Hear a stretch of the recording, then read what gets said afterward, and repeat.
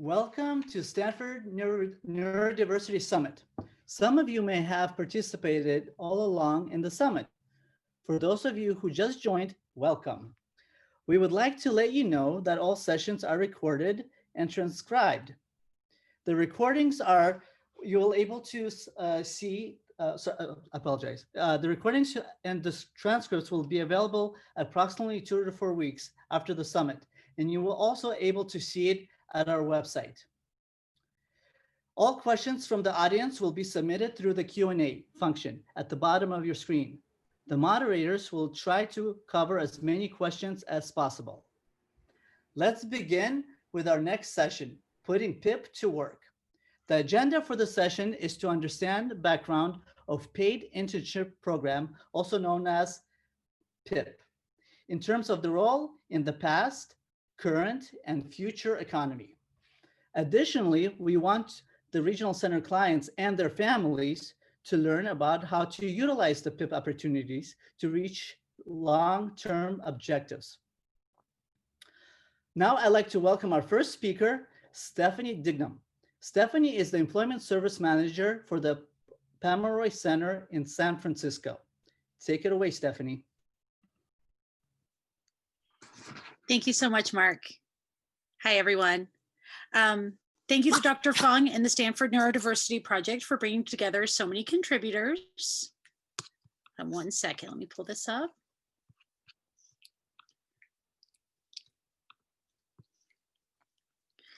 For bringing together so many contributors around so many valuable topics. It's an honor to be here.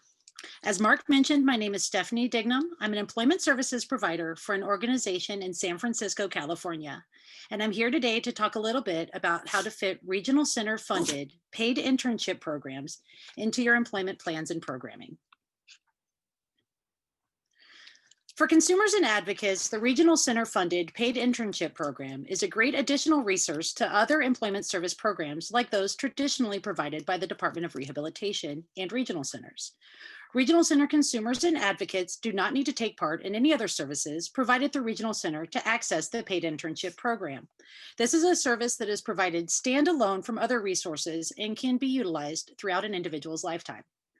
For service providers that are vendorized to provide employment services through the Regional Center, the paid internship program is a fairly simple add to your already existing employment service programs. Generally, you just need to connect with your Regional Center and request more information. Then you will develop an internship plan that will be reviewed and approved by the Regional Center. Excuse me.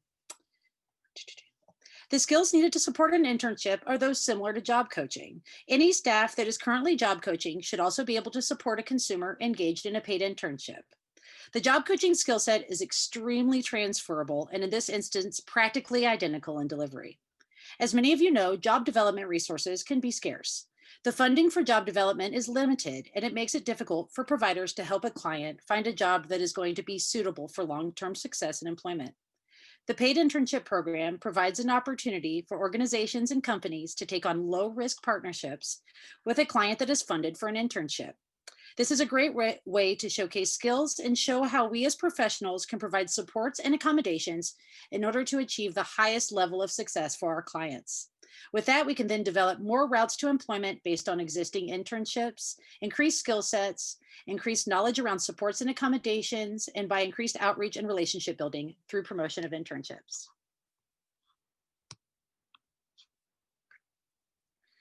PIP interns can learn and develop skills from working professionals in a field that interests them. Another advantage of PIP is that it provides payroll support for interns through Regional Center funding.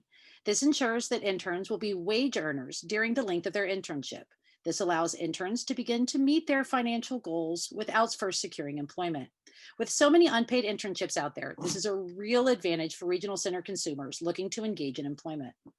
The paid internship program provides approximately $10,000 per client annually for paid wages. Pay rates can be changed to reflect the job responsibilities or the minimum wage in your current region. No hard and fast rule says that an individual within a paid internship has to make a minimum wage. You can determine your pay rate with your employer. However, you will never make less than minimum wage when engaged in a paid internship through the Regional Center. Some employment services programs are also available to provide things like group classes, travel training, and other hard and soft skills training offsite away from traditional workplace. For instance, prior to the pandemic, and now virtually, my department housed an on-site training program called Work Ready.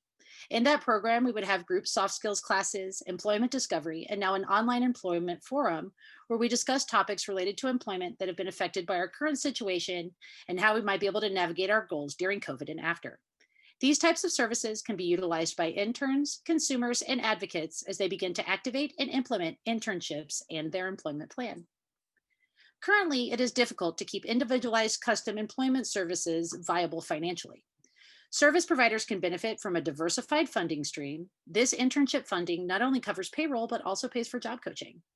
This opportunity to increase services and in that funding will assist with keeping service providers viable and able to reach and support more individuals that wish to engage in the workforce. There is also great potential for an increase in outreach with this program. As many of you know, employer outreach is difficult for service providers that may already be stretched thin trying to provide services for a large group of clients. The Regional Center funded paid internship is an easy ask and tool that can be utilized to discuss inclusion and educate employers without having to navigate traditional hiring routes. This internship program is really an offering to employers. We are coming to them with something that we are providing for them. This is a problem-solving, solution-based tool.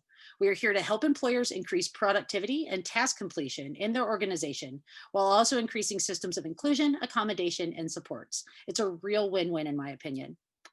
The regional funded paid internship program is a tremendous tool for getting in the door when it comes to job development. You're coming to an employer offering an intern at no cost to them with both on and off the job training provided by a professional third party at, again, zero cost to them. I see this as a tremendous job development tool. If we can educate employers and show ways that they can be supported as they begin to think about and implement accommodations and inclusion at their organization, I believe we will see an increase in placements and long-term employment in general for the neurodivergent community. As a professional in the field, I believe that this program makes both outreach and job development easier. Interns can benefit from on-the-job training. An employment services specialist will be available to assist an intern with understanding and navigating tasks, responsibilities, and relationship building. Employment services professionals are available to work with the employer, intern, and advocates in order to set up systems of support that will help an intern as they begin and continue in their new position. This level of support will decrease as needed throughout the internship. This is not about coming in and doing the job for somebody. This is about figuring out ways to assist an individual in being as successful as possible in reaching vocational goals. As an employment services specialist, my goal is to work myself out of a job. I want to make myself as obsolete as if possible. I want to set up systems that will achieve success as completely as possible and have my clients be as independent, both inside the organization and as they navigate their employment journey. Having said that, there are instances where individuals will require or desire long-term employment supports. If that is the case, then an employment services professional such as myself can set up long-term supports in order to ensure employment fulfillment and success. These types of supports are generally around any new skill training, soft skills, such as interpersonal communication, and any other major changes in scheduling, job type, or location. The vast majority of employment services are not set up to support a client on their job 100% of the time, but we are set up to provide some level of support for our clients throughout the lifetime of their employment if they desire or need.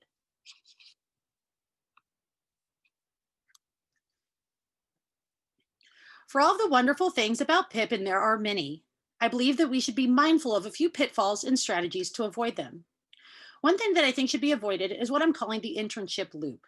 This is directly related to service providers' possible pitfall of employers not committing to long-term employment. Without the right combination of supports and employer education, there may be issues getting employers to take the next step. The goal of PIP is to gain relevant skills to assist with obtaining competitive integrated employment, preferably at the host organization. Unless you find an employer that would like to have an internship program that will benefit multiple individuals, but may not always lead to an offer of employment at the host organization. If an intern or employer wishes to engage in a program to assist multiple individuals, I suggest that everyone involved be very mindful of not teaching or focusing on niche skills. These types of skills are generally only going to be useful inside the host organization and will not be transferable.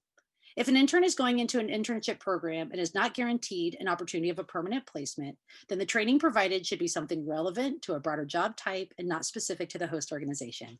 That way, an intern has a greater opportunity to utilize the knowledge gained at the internship to impress employers moving forward. Employment services professionals, such as myself and others, are not meant to be replacements for traditional on-job supports, such as professional development, training, and human resources management. Employment services professionals are there to assist, generally more so in the beginning of a relationship, with things like education around employment processes, such as onboarding and scheduling, breaking down and learning new tasks, and in what ways a host organization can provide reasonable and relevant accommodations. We are here for you, but we have to be available to assist other people as well. Ill-defined routes to employment, either through direct hire at the internship site or how to leverage the internship to gain relevant permanent employment, can be avoided by having a clearly defined plan and making sure that there is a well-developed path to competitive integrated employment as possible. I think that if you are very thoughtful about avoiding the other possible pitfalls discussed, then you will have a fairly well-defined route to employment, either at the host organization or another company based on skills attained at the internship. The possibilities and positives related to PIP far outweigh the potential pitfalls. This regional center funded program is a real opportunity for consumers to gain skills, apply knowledge, and gain a deeper understanding of what it means to be a productive member of the workforce. For regional center consumers and advocates, it may seem daunting to go directly into employment, particularly if you feel as though you do not currently have the skills needed to be successful in your preferred vocation. Many individuals joining the workforce have a limited understanding of the processes related to employment. This can be everything from interviewing and onboarding to navigating conflict, working as a team, and/or time management. Internships are one way to increase exposure and understanding of these processes. This understanding will increase confidence to take on this and other new experiences and responsibilities moving forward. Internships will also provide immediate and relevant job skill training that will increase aptitude and employment capacity. Long-term benefits of PIP include an increase in transferable skill knowledge, primarily related to soft skills and general skill development. These skills can be built upon and will open doors to individuals that may not have been opened otherwise. Paid internship programs funded through the Regional Center provide the opportunity to access professionals, projects, and experiences that may not be found in educational or other program settings. The paid internship program is a tremendous route to skill acquisition in a real-world work environment. These skills and experiences will no doubt increase chances of sustained long-term employment. For employment services providers, one of the major opportunities is that the paid internship will provide an increase in service types. This will allow for a greater variety of opportunities for clients that wish to engage in employment. If you're like me, you're constantly looking for new opportunities, way to access resources, and how we can decrease barriers and increase inclusion. The paid internship program, along with other regional center funded services, DOR services, and at-work opportunities, create a toolkit that consumers, advocates, and professionals can use to dismantle barriers and help individuals gain long-term fulfillment through employment. Regardless of whether you utilize the paid internship program to gain access to long-term employment at a host organization or to assist multiple individuals to gain skills that are transferable and relatable, this is a tremendous tool for relationship building. Interns benefit from learning how to work as a team, manage different personalities and communication styles, and begin to develop their professional network. Service providers can benefit from increased relationships with employers and other professionals that can give a better understanding of the skills necessary for multiple job types. This understanding can be useful in future trainings with other clients as they begin to navigate their employment journey. If a consumer, advocate, or service provider is interested in implementing a paid internship program, the first thing you're going to need to do is reach out to your local regional center to develop a plan. For consumers and advocates, this would mean reaching out to your social worker. And if you don't have a social worker, going through the intake process to become a consumer of the regional center. For a service provider, this would mean reaching out to your regional center and asking to speak to the community service or employment services manager. Together with regional center, you will then write up a plan for a paid internship program at your organization. A question that I get often is, how do I reach out to employers to get an internship? My answer is to reach out to people you already know to see if there is any interest or potential. Often you may already be engaging with a company that would be willing to discuss an internship program if they knew the possibility existed. It's really hard to say no to getting a motivated intern that costs exactly $0 and has training available from a professional third party. This is not the time to be shy. If you find an organization or an employer that you think might be a good fit, either for yourself, someone you advocate for, or a client that you serve, I think it's a great idea to gather as much information as you can about the services we provide and how it can benefit not only the employee, but also the employer. With that information, you can then present options to employers and discuss further steps. There are also resources for individuals looking for companies that may already have robust inclusion service programs. We've discussed many of the organizations here at the summit, and I'm sure a quick Google search or maybe even hopping onto another talk, not right now, of course, you can find a few other large companies that are working with individuals to increase inclusion in the workplace. Employers can be approached to discuss support services and how they may be implemented at their organization at no cost to them through the Regional Center. I truly believe that if employers had a more nuanced and robust understanding of the professional services available to them to assist with implementation and inclusion, that they would be much more willing to activate these sorts of programs in their organization. Once a suitable employer-intern fit has been found, you can develop your internship plan. The plan generally involves multiple stakeholders involved in developing, designing, and implementing an internship.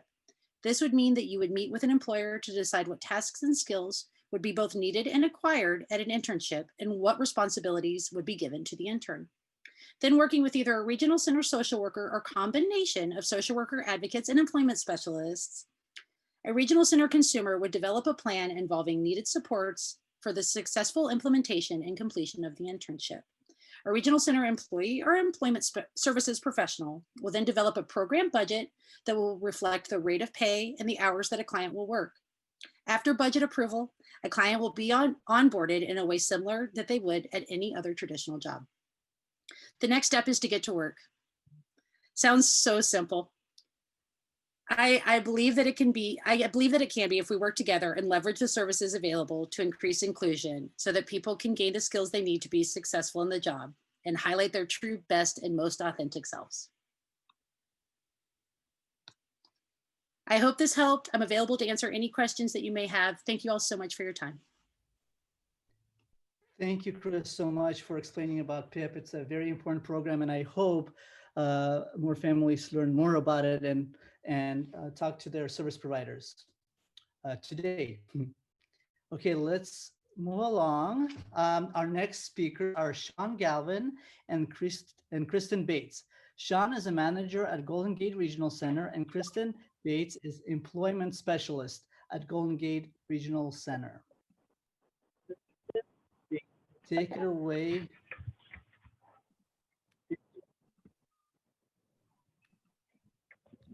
Hi there, thank you for the introduction. Great job, Stephanie, for the first presentation.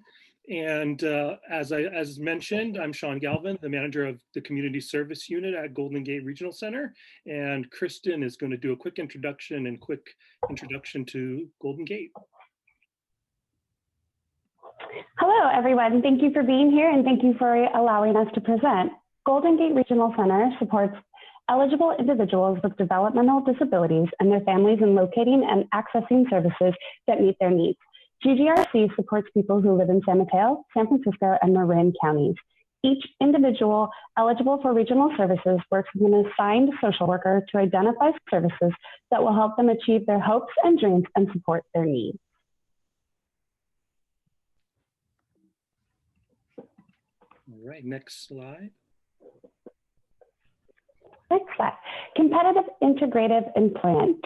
So the competitive integrative employment is to help individuals be placed in obviously competitive integrative employment. And this is an incentive for the companies that allow them to complete an internship and then get hired. The first goal of CIE is to be competitive in labor, so jobs available to. The second goal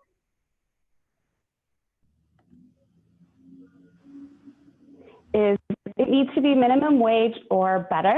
And the third goal is to interact with coworkers.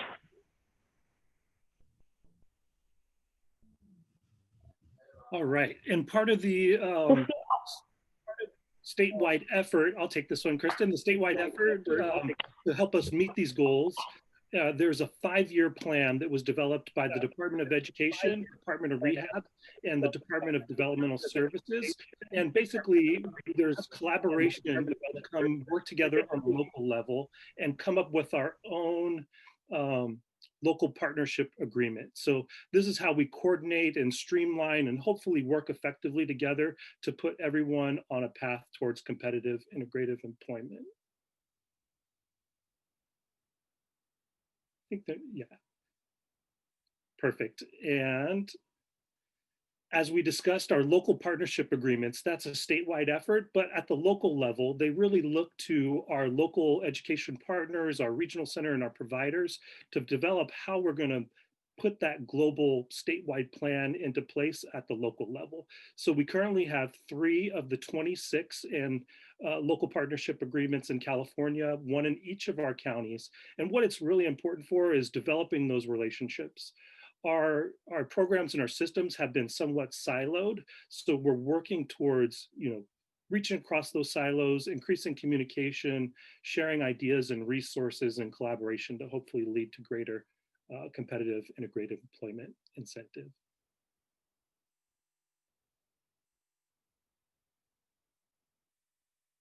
Kristen, you're up for that one.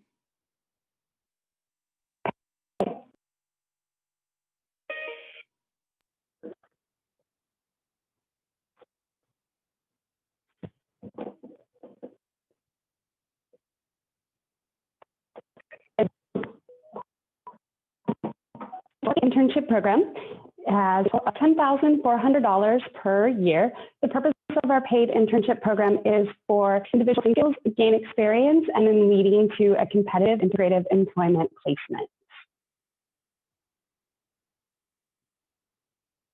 And here's a quick look at our numbers. So in the first fiscal year this was available, we had 0 people participate. And why that is it takes a little while to get a new program off the ground and develop our partners. As Stephanie from Pomeroy Center talked about, that first year was really about development. And as you see, the second fiscal year grew to 30 individuals, and the third 140 individuals participating. And this fiscal year, we were on a great start. We had 169 people participating before the pandemic. So we did have a good start, and unfortunately, no one predicted what was going to happen to us. And that definitely put a little damper and some delays on people's work experience.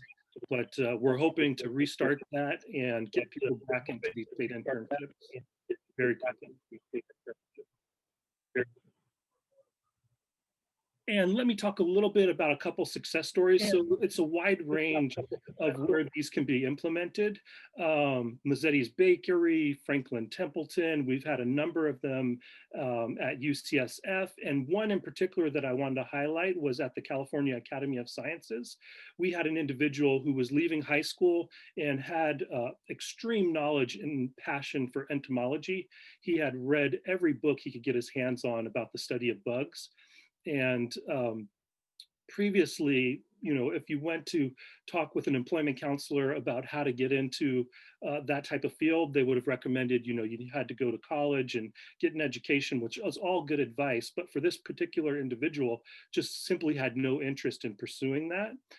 So we were able to develop a paid internship for them at the Academy of Sciences. They went into that entomology department and literally blew away the department director with their knowledge and expertise and skill. And they were able to develop that internship for that person to get some real on-the-job experience. And they were so happy with that individual. They are looking at developing future grants to keep his research going. So that's a quick success story and kind of the wide range of places that we've had paid internship success.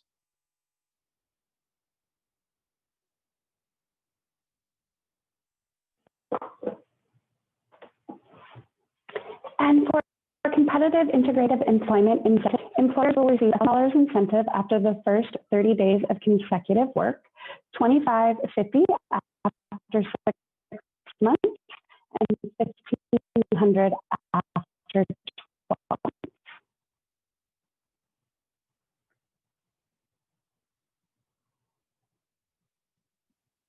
here's a look at another look at our numbers. So in the first fiscal year was pretty slow. Second fiscal year jumped up.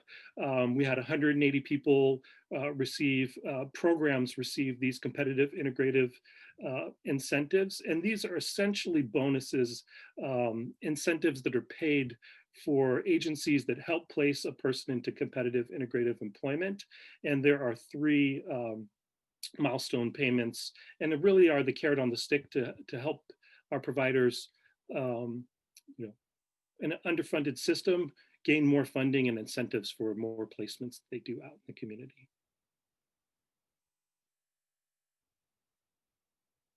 And lastly, we wanted to look at one of our community partners, LinkedIn. The pictures that you see here are students from San Francisco Unified School District that were participating. Some were participating in paid internship programs.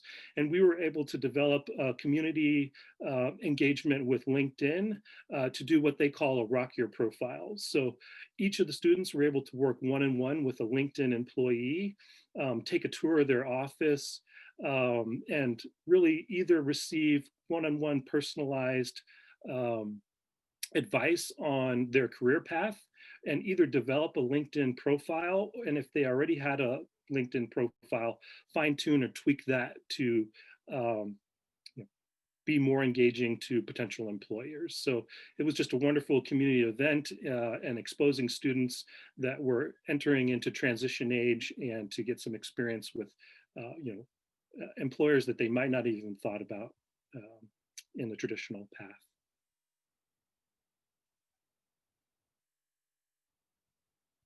And thank you. If you have any questions, you can definitely contact us. And if anyone is interested in the paid internship program, and also can contact your social worker at the regional center to get that into your plan.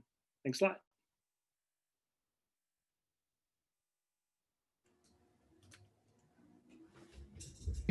Thank you, Sean and Kristen, for this wonderful presentation. And if you do live in San Mateo County or San Francisco, definitely reach out to Kristen or Sean for more information. Next, I'd like to present Michael Bernick. Mr. Bernick is an attorney with the international law firm of Dwayne Morris, LP, adjacent professor at Stanford, and involved in employment initiatives through California, testing employment strategies for neurodiverse adults. Take it away, Mike. Good, Mark. Can you hear me okay? I can hear you really well. Thank you. Right. Well, I was going to talk about some of the mechanics, but Stephanie and Sean and Kristen did such a good job. I'm going to try to focus on some of the elements, other elements of the PIP program. Let me say first, Mark, that I've been in this for many years. This is simply the best employment program. It has a number of advantages over other programs. One, obviously, as Stephanie told us, it's 100% wage covered. Two, the payment is done by a third party, so the employer doesn't have to worry about any of the payrolling. And in what Sean and Kristen talked about in San Francisco, we have Premier, which is a third party administrator, but the employer basically signs the timesheets or approves the timesheets, and that's it. And that's a big advantage. And third, it's up to $10,400 per year. So it's a generous amount that should cover most of, for a yearly period, and can be extended over a number of years. So saying that, as this is, simply a very well-structured program. Saying that, though, I've been involved now in developing paid internships for the past 3 or 4 years. I will tell you, it is very difficult. You'd think going to employers, especially at a time pre-pandemic when we had virtually the lowest unemployment in California in the post-World War II period, there'd be opportunities. But I have found it to be very, very difficult. And I want to go into some of those reasons and some of the ways I think that as we go out and pitch them. The third introductory point I'd make is that I've said this in other contexts. Lawrence, I always preach this, but I think there's a real obligation for us as family members.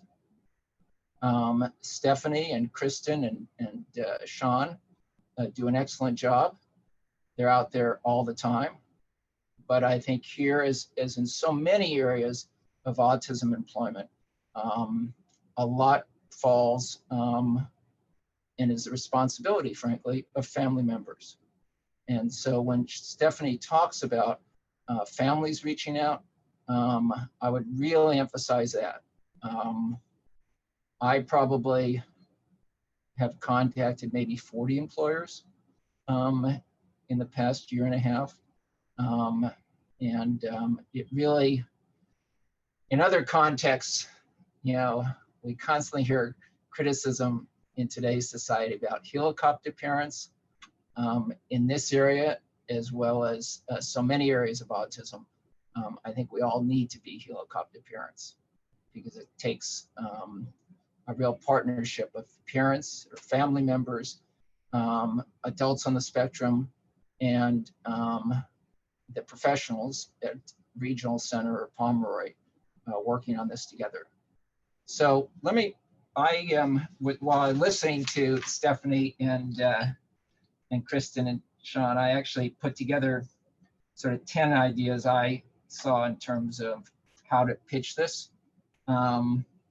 They've covered really the mechanics of how this operates. So let me focus on some of the points I think in terms of selling. One is, as I indicate, it's some numbers. You have to be prepared to reach out to a lot of businesses. Again, even saying, hey, I'm able to offer you someone at no cost and wages 100% and wages paid for by a third-party administrator. I find that most businesses are not interested. And I reach out to businesses that I already have contacts in. They can't do it for a lot of reasons. They can't do it because they have, if it's a larger business, they may have a very structured employment situation. So you take someone like Salesforce or Twitter. They have very rigid, regimented employment structures.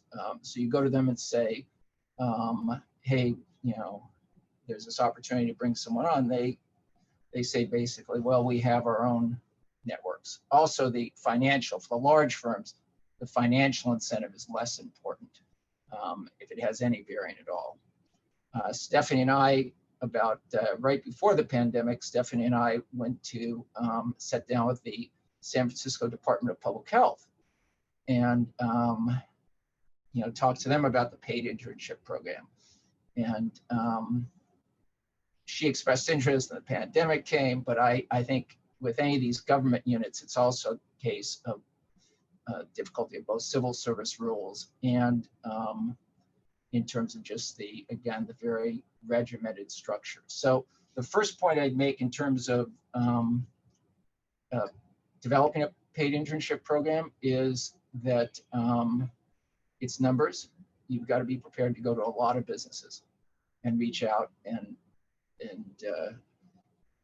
make the offer, and it will be successful, as Sean and Kristen just showed us here in the Golden Gate Regional Center. We have about 170 paid internship programs, paid internships during the past year. So it can work, but you've got to go in there prepared to really reach out to a number of businesses.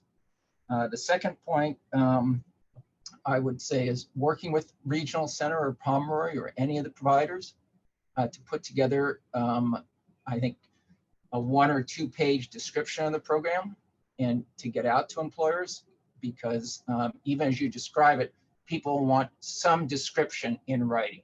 So I think preparing that from the start in partnership with the regional center is important.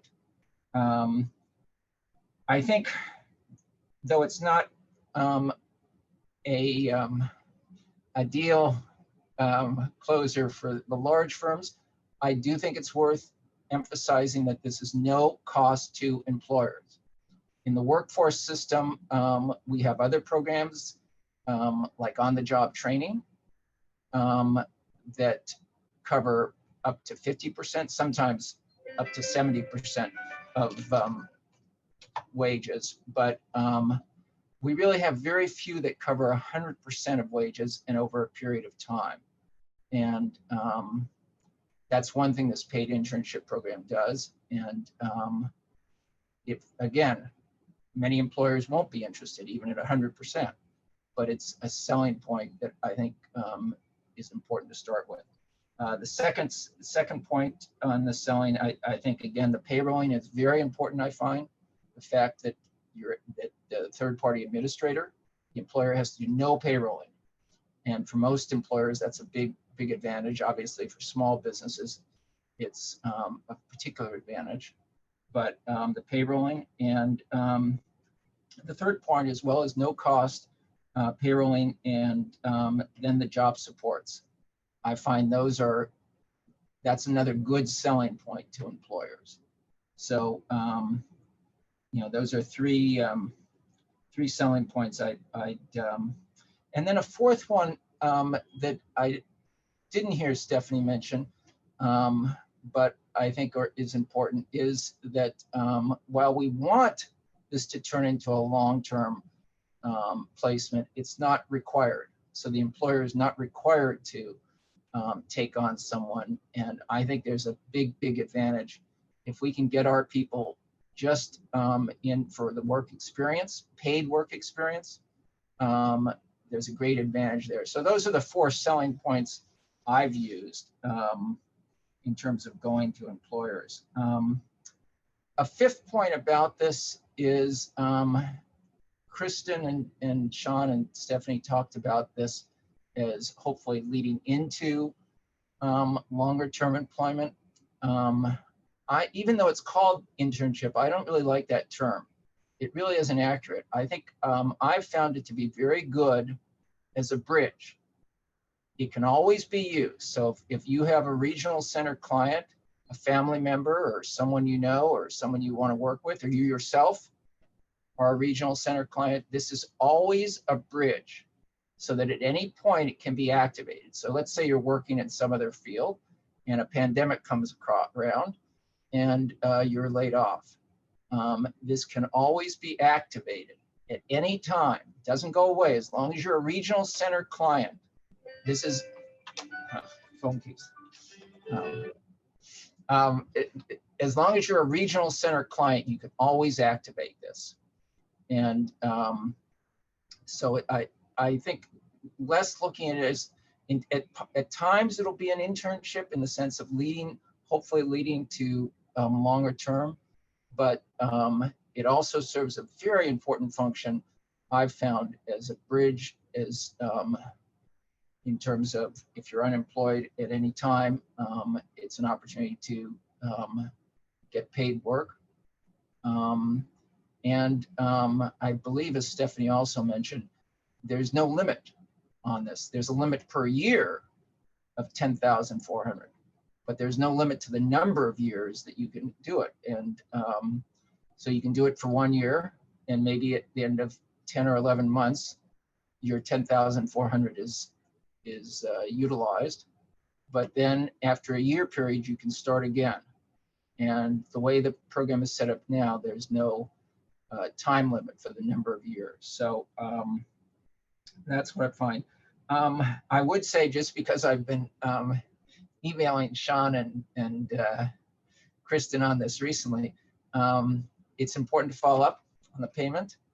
That is to say, there's a system set up statewide in terms of, it's a simple system, but you have to set it up in terms of submitting the time cards and having them paid online. And if you're developing a PIP, you can't sort of stop when the PIP is started. I think it's important to continue to partner as a family member or adult on the spectrum, continue to partner with regional center to make sure some of these administrative things are taken care of. And finally, I'd say, like the others, if anyone has any questions or any issues to raise, do contact me. I'm actively involved in this in terms of working with Stephanie now to see if we can market the paid internship program more widely at Pomeroy and then also at Regional Center. My hope is that with the very, very different economy, post-pandemic or pandemic and post-pandemic economy, it may in some ways be easier. Employers for whom the 100% wage coverage may not have been attractive when the economy was so hot prior to the pandemic, with this economy more of scarcity in the post-pandemic period, may find this 100% wage guarantee and the other factors more attractive. So let me wrap up by saying, again, as I said at the start, in all the years I've been around all the programs, this is the best, and I'd strongly encourage people to utilize it. Thank you. Thank you, Mike, for your presentation and the encouragement for people to sign up for the PIP program. And then we'll have a Q&A after the last speaker. So our next and last speaker is Chris Lindholm. Chris Lindholm is a branding and market research professional who specializes in brand research and has a neurodiverse 24-year-old son who recently graduated from UC Davis. Take it away, Chris. All right.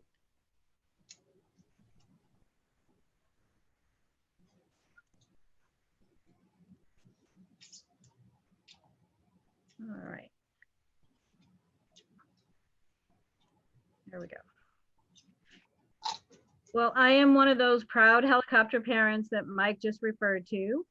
And I am going to tell you the story about how PIP helped keep my son Sam's employment streak going at Lawrence Livermore. He is currently in his 6th internship at Lawrence Livermore, having recently graduated from college, and is now applying for full-time positions. And as he applies for these jobs, he does so with the benefit of all that work experience and all those internships. I'm going to go back to the beginning and talk about my son's first internship at Lawrence Livermore. This was in 2014, and my son was in high school. His high school, Orion Academy, required an internship in the summer between junior and senior year. And through the extraordinary actions of many people, he was offered a 4-week internship at Lawrence Livermore. Let me tell you a little bit more about what had to come together to make that internship happen.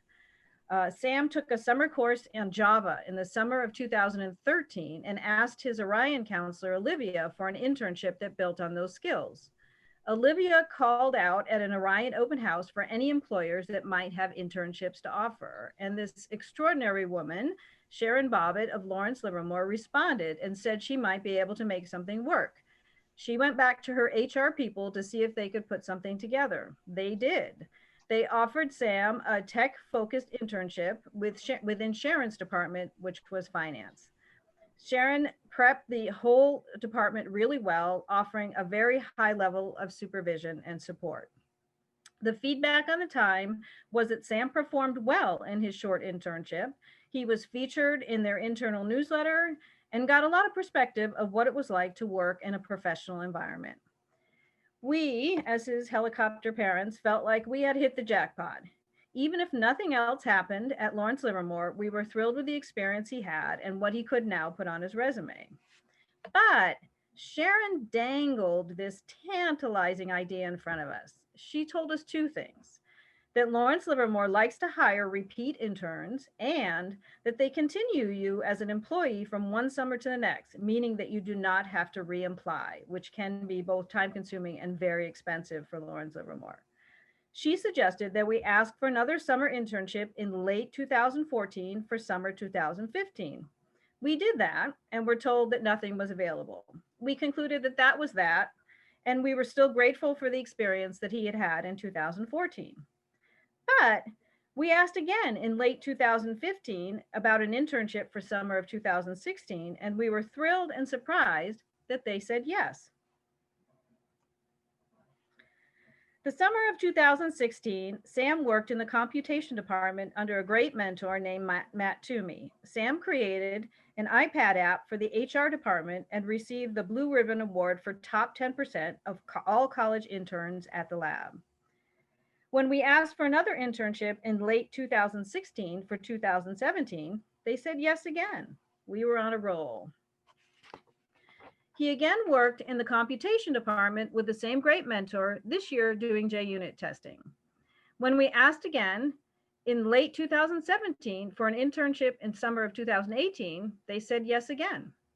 But in March of 2018, we were informed that a budget shortfall meant that they did not have budget for an internship for Sam, despite having work for him to do. I was recounting this new development to a friend, and we were remembering a recent conference we had attended where someone from Regional Center was talking about a recently funded internship program. Since Sam had recently qualified for Regional Center, we wrote to his counselor, Brandon, and asked about the program. Well, Brandon didn't know anything about the program at that point, nor did his supervisor, but one of the other supervisors at Regional Center East Bay knew about it and helped us pass along the request to the employment specialist, Rose. Rose understood the benefit of maintaining Sam's employment and committed to try to make it happen. The barrier she faced was that Lawrence Livermore was not vendorized to provide services through Regional Center. It would not have made sense for them to do so, and we would not have had enough time to make that happen before Sam's internship would start.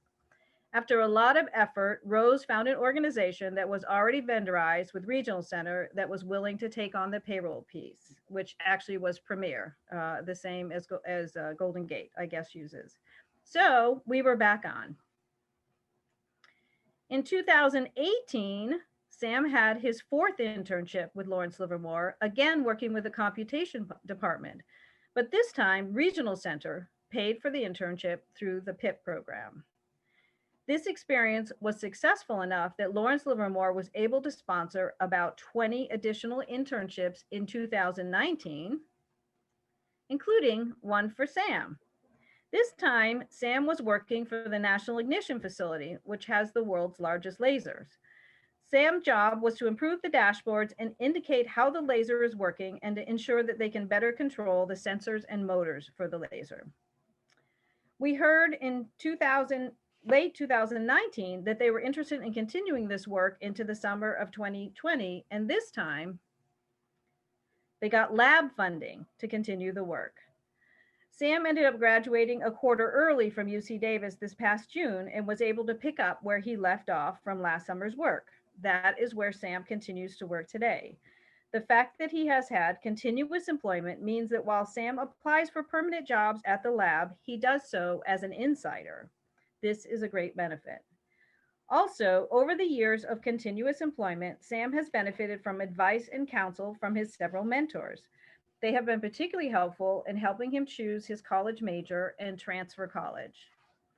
And the fact that he now has experience from several parts of the lab has allowed him to build a bigger network and have a broader skill base. All this is because some people worked really hard to ensure his continuous employment over all these years, and that Regional Center, through PIP, stepped in just when it was needed. We are forever grateful to all these really committed people who made it happen.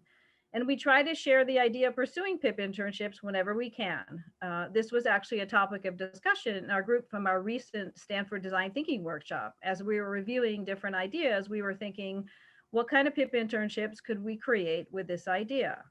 I have come to believe that PIP is an amazingly smart and progressive way to approach employment for neurodiverse people. By removing the financial barrier to internship employment, employers are able to have exposure to the skills of people like my son and see the benefits of neurodiverse hiring.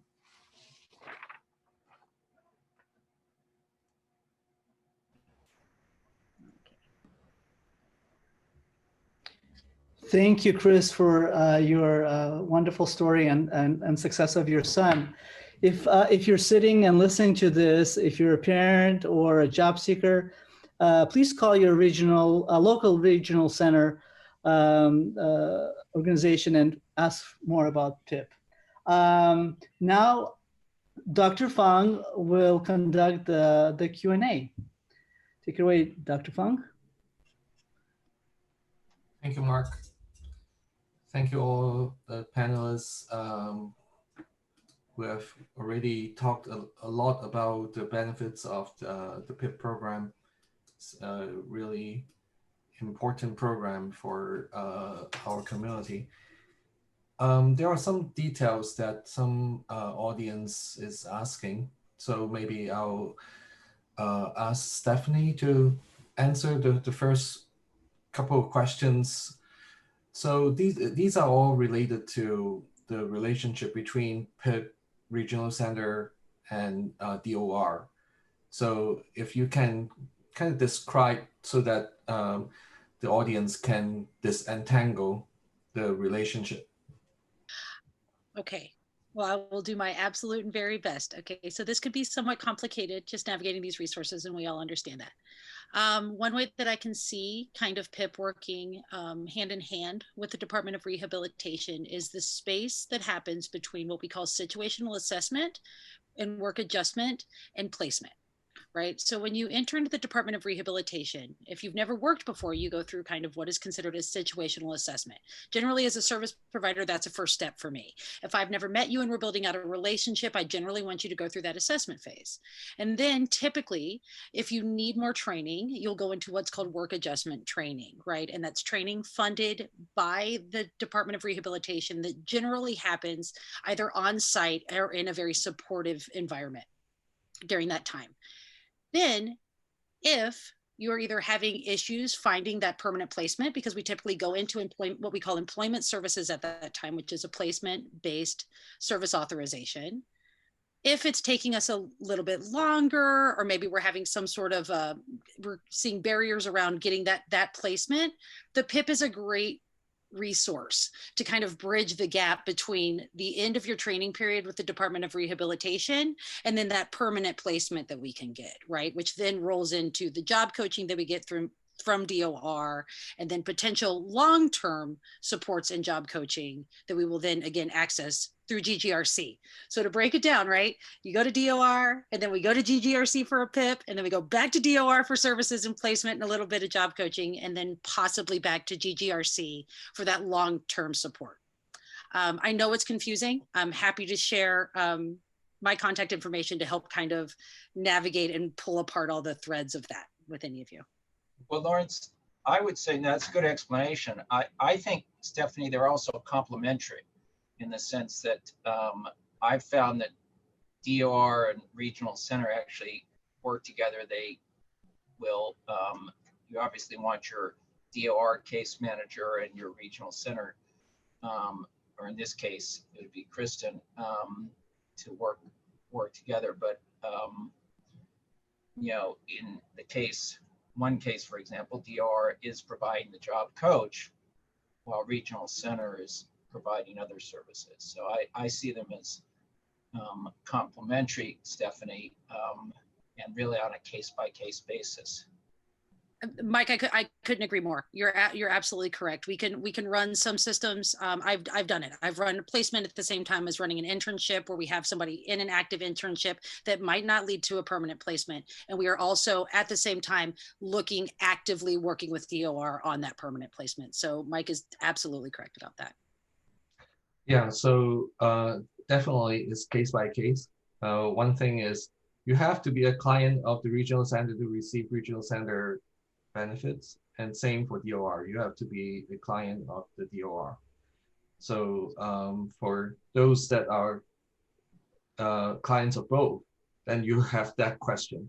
If not, then that relationship may not be applicable to you. But We always, definitely it's case by case. Lawrence, I would add, you know, the first thing we tell people at Ascend is sign up. Try to, both of them are such good services. You want to, it's harder to qualify obviously for regional center than DOR, but they're both worth very important to sign up for. So Sean, can you answer this question? Is the regional center PIP service available to transition age youth, 16, 17-year-olds, to begin exploring jobs and getting job experience? The paid internship actually starts at 18 years old. But for those students that are 16, 17, you know, soon to be turning 18, I definitely recommend at least getting that, you know, into your plan. So your individual program plan, start talking about that with your social worker. But unfortunately, the paid internship by statute does start at 18. There is the student services portion through the Department of Rehab, and that starts at 16. So that's one of those kind of dovetails that we were talking about between DOR and Regional Center. So the next question, maybe Mike, maybe you want to answer this. This participant said, my child was not disabled enough to be a regional center client. What programs can he get help with internship and support that work? Well, DOR, I would hope that they at least have signed up for DOR. And if you haven't signed up today, call them right after this webinar. But DOR has several programs. They have, depending on the age, they have workability programs that will basically fund work experience. And as Stephanie mentioned, fund them at least at minimum wage. So, and of course they have other placement programs. So DOR has its own work experience and placement efforts. I would say, Lawrence, you know, if there's any way you can be a regional center client, you want to try to be, though it sounds like they may have already tried, but it's certainly worth everyone trying. Thank you. Kristen, can internships be short-term for the summer or only a few hours a week? They can be, yes, absolutely. The internship can be the length of the employer's request. So it could be, 3 months of the summer, or just a month, depending on what the employer needs and what the individual wants. Can be 12 months. Thank you, Kristen. Chris, this question is for you. How did you get Sam into regional center when he was an adult? This audience is trying to get his sister into regional center, but having a very hard time because they are adults. Yeah. We even had questions about whether we were going to apply for regional center because we didn't know about PIP. It didn't exist when we were applying. And in the end, we decided to apply because I moderate 2 support groups. And we were hearing that increasingly, because of the switch from Asperger's to autism spectrum disorder, that people were being accepted. So we applied. We worked with consultants who, helped us shape the application in a way to be relevant to regional center. My son did have an Asperger's diagnosis. He was actually rejected when he was younger at 11 because they didn't know what his trajectory would be like. But then as it changed to autism spectrum disorder and as we learned more about the potential benefits of doing it, we went through a structured process of ensuring that what we were telling regional center was relevant to their criteria. Does that answer the question? Yeah. Anyone on the call wants to add on like the other additional experience that maybe adults on the spectrum that do not have as many support needs that they actually can get into regional center? Lawrence, I think it's like everything within our community. It's very, very, very frustrating in most cases. I don't know, Chris, if you had that, I mean, it's just you have to be in it for the long term, you know, and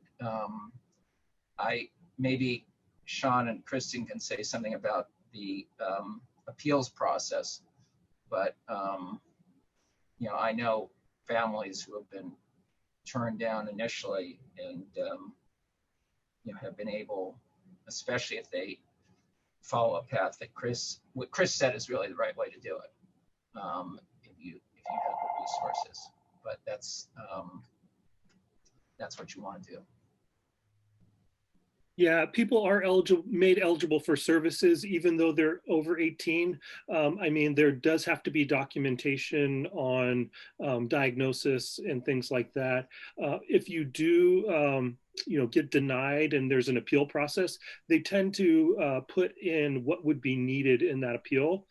So I would imagine your best course would be to address all those items to the best of your ability before you file for that appeal process. So whether it's a documentation issue, and ultimately there has to be 3 deficiencies in life skills. Either it's communication, being able to financially support yourself.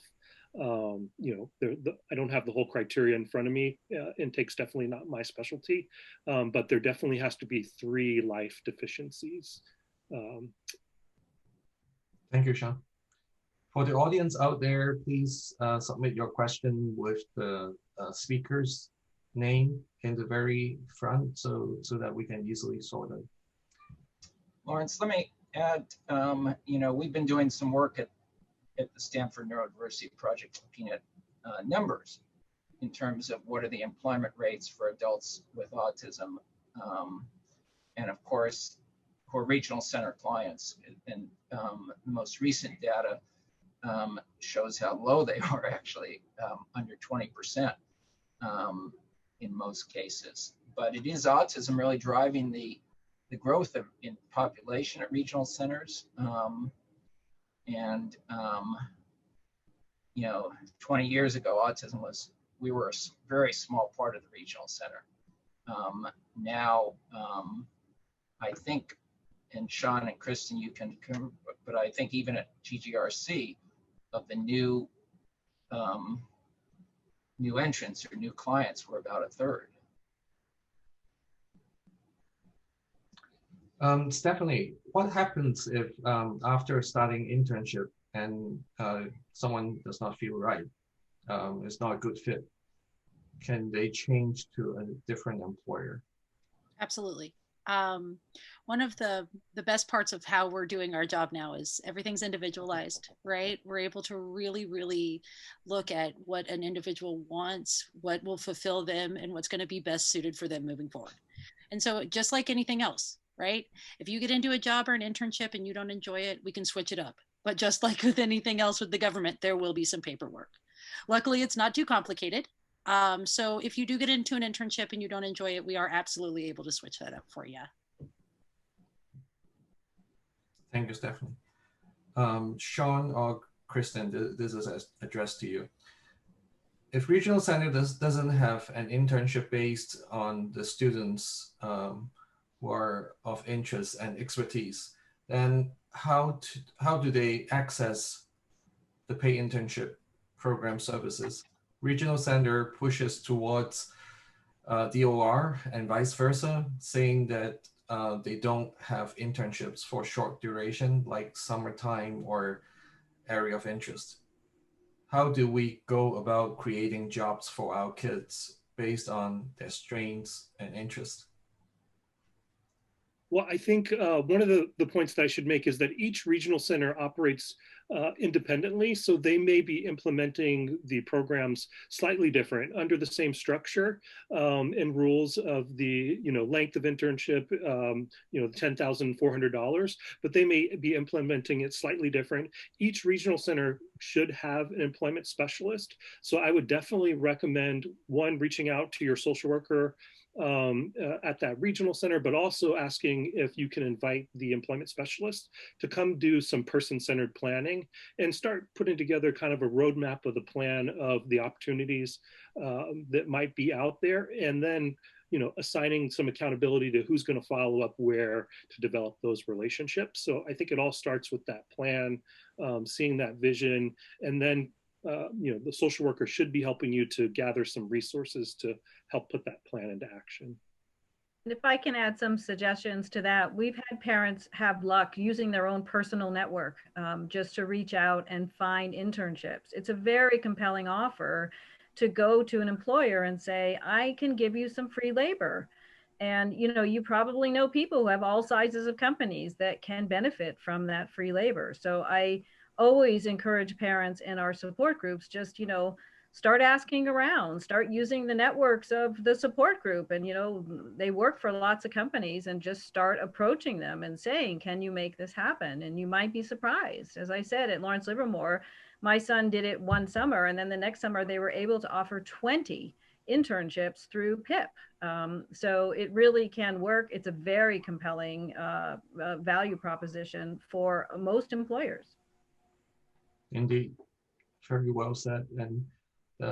And we probably want to tell the small business owners that it's really important for them to chip in. Yesterday we had a session that focused on that, and really we have a strong case to say that the small businesses have to be in the game in order to move the needle. So Chris, again, this question is for you. What consultants did you use? This participant would like to try using them.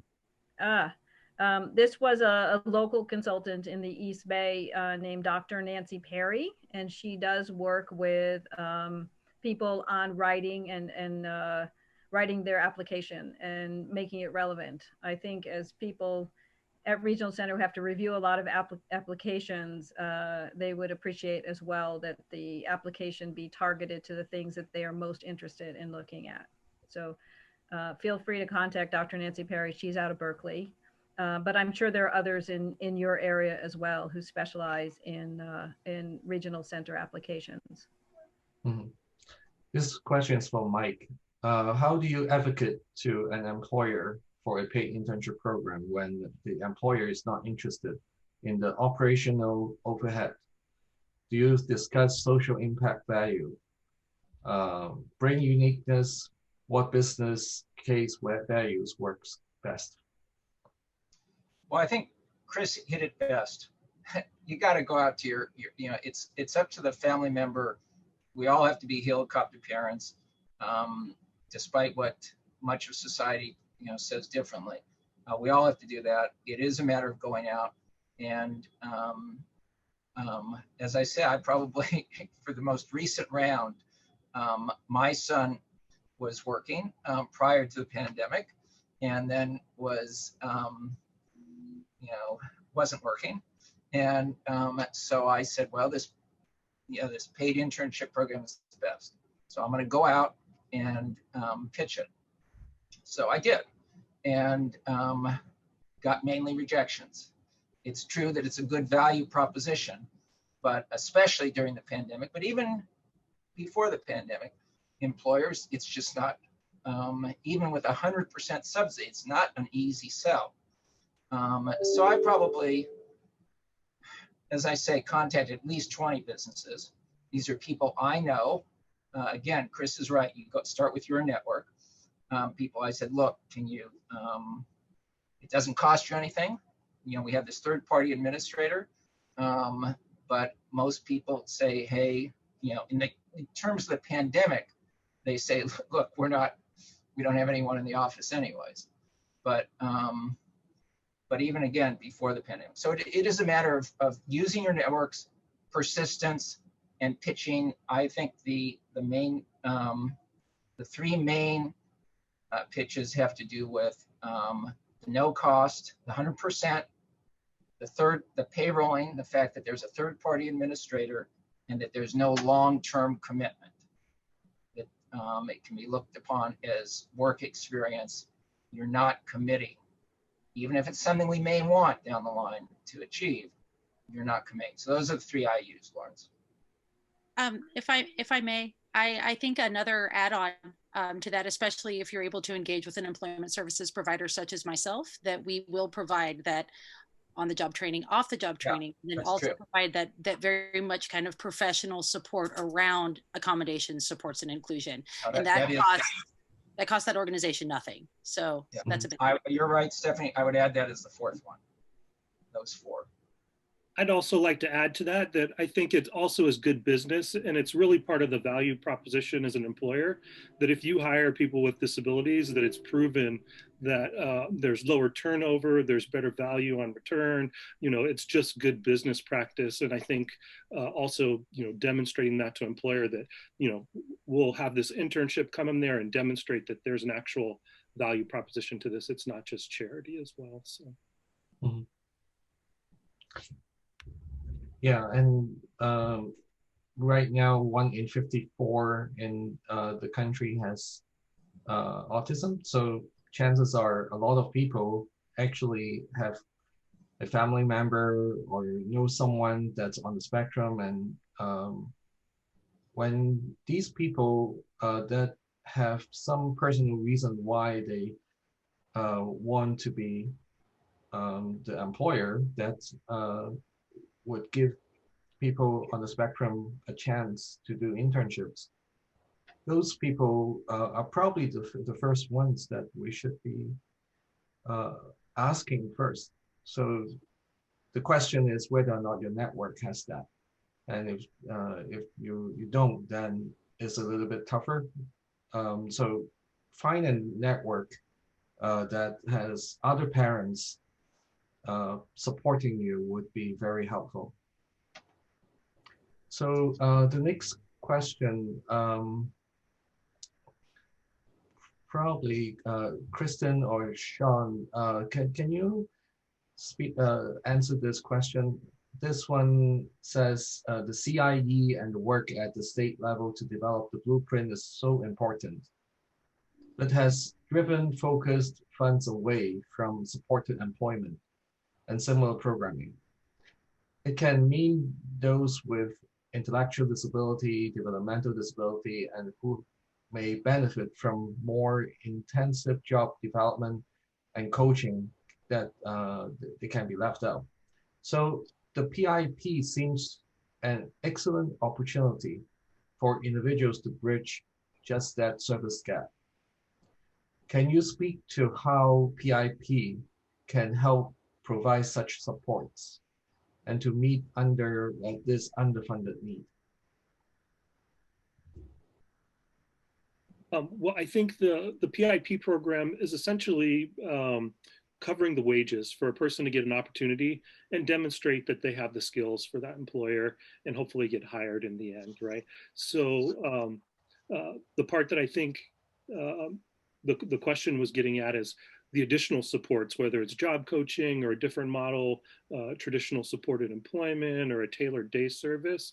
I think it's all about customizing the support to what the individual needs. And that all starts in the planning process of figuring out what that person needs to be successful.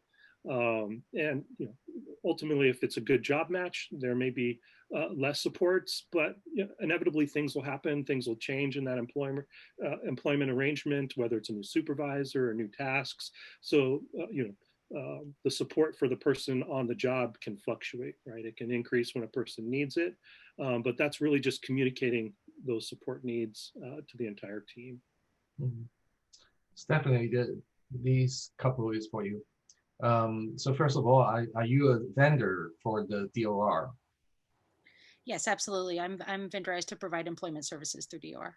And how long are PIPs generally? And can you do numerous, limited number of PIPs allowed?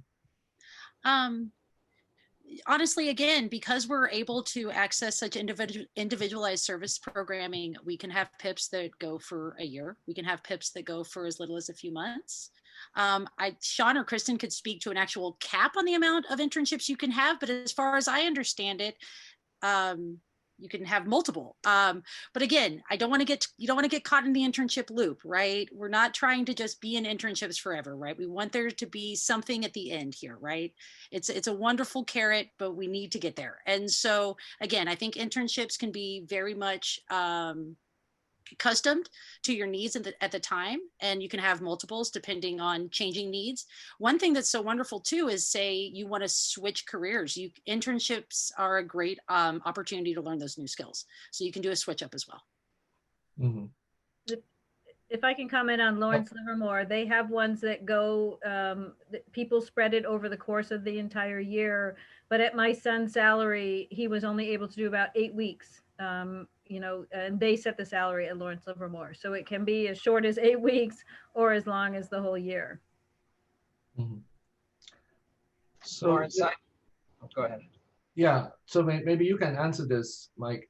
How do you avoid the trap of falling into internship after internship? Isn't the ultimate goal full-time employment?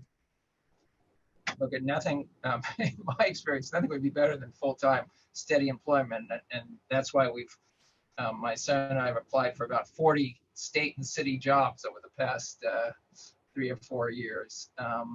Obviously, we all want stable employment. It'd be great to be, I think, you know, the vision of all of us who are family members is to find a stable employment situation, you know, that can last for years. But that's tough. We've been my son graduated from Cal State East Bay in 2013. We've been searching for it since then. So it's not an easy thing. I'm still hopeful. We still, you know, the journey continues.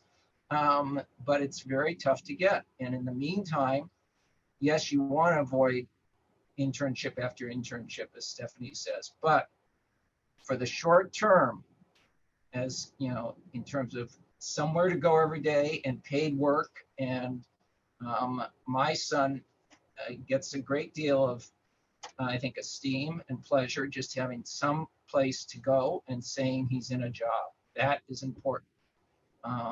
And so, yes, the best situation is, you know, long-term stable, but short of that, the paid internship program is best. If I may, I also think that just having a really clear conversation with employers when you're starting to talk about implementation of internships and whether or not the capacity is there for employment at the end, right? If the capacity is there, great. If it's not, thinking about what can really be transferable to the job that you want after the internship. So just having really clear conversations about either a permanent placement or how the internship can really benefit you moving forward is going to be important. Mm-hmm. That's a great point. So, Mike, you're famous for your Autism Job Club by Ascend in San Francisco. Can you tell us something about the Autism Job Club? Does it use PIP? Can the Autism Job Club provide something similar for those who are not eligible for PIP? Well, the Autism Job Club is something we've had at Ascend since 2011, and we're still going strong. We meet each month. I hope it's open to everyone, but it's not like the paid intern. I mean, we're an extra governmental group, a volunteer group, and we try to direct people to Stephanie and Kristen and Sean. They're the professionals in the field, but we're really a support group, Lawrence, and we meet once a month and we try to work with each other between that time as sort of a, you know, network. So I try to help our members find jobs, but it's a very good extra governmental support, but it doesn't take the place of Pomeroy or Regional Center. I would say something, Lawrence, I want to add, you made a very good point about the changing dynamic that I don't want to lose. When I first started in this was back in 1991, if people knew about autism. They might know about Rain Man, but that was about it. Now you can't mention, if anytime I mention Ascend or the Stanford Neurodiversity Project, people say, oh, I have a niece or a nephew or a grandchild. You know, everyone has, or many people have a nexus. And so that is frankly, it's an advantage for our community. And for employment, I think it can be an advantage going forward. Wonderful. We have about 10 minutes left. So I'll ask a few more questions, and then maybe a couple more questions, and then I'll ask each one of you to kind of give a summary 30-second statement to kind of what is your bottom line? If there is one thing that you want the audience to remember from today's session, what would that one thing be? So let me ask the next question to Chris, and then she'll have time to think about what that may be. So Chris, this participant is very appreciative of what you said, and it's great to hear that your son's positive experience, and would like to get your contact info and ask some additional questions about finding a consultant for regional center. So it's really an ask instead of like asking you to answer a question right now. Are you comfortable with that? Sure. You can send me, just do asd@clindholm.com. So it's asd@clindholm.com. You can contact me and I'll be happy to help you in any way I can. Parents often have very, very relevant information about what's going on because we're constantly pushing the boundaries of what can be done. So happy to help if I can. Yeah. So there's a question that's addressed to me actually. So it says, does Stanford University have a PIP if they are not a student there? So we do have a neurodiversity at work program. And right now we are expanding the scope of the program to include internships. And clearly we are collaborating with the regional centers, GTLC, San Andreas Regional Center, and so forth. And Mark knows about the PIP program very well. He has administered that program before joining our group. So so the answer is that we have the bandwidth to do something that's related to the paid internship program when the circumstances are right. So that's basically it. And then the next question is for Sean. Does Regional Center have a list on your site showing any of the PIP employers? We do not, unfortunately, have a list of employers. Yeah, I know it's a good idea. So maybe we could work on that. Yeah, we do have a list of the providers like Pomeroy that are offering services in our community, but not the actual employers. And Stephanie, so like Pomeroy, do you have a list of employers? I mean, I have a personal list. I'm honestly, because of like privacy and licensing stuff, I don't know if we're allowed to share it. I think I might have to ask employers. I'm not really sure how that works. So yes, I do, but it's top secret. Yes. Yeah. So I think the